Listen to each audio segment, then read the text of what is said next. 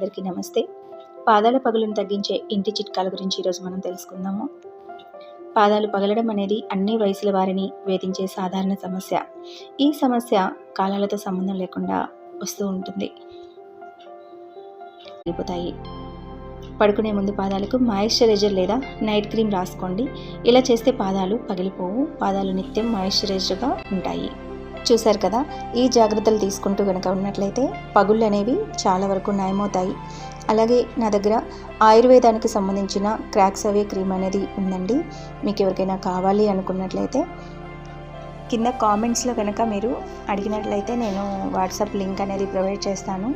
మీరు వాట్సాప్లో జాయిన్ అయ్యి తీసుకోవచ్చు. ఓకే, లాస్ట్ వరకు చూసిన ప్రతి ఒక్కరికి thank you so much and be positive. By.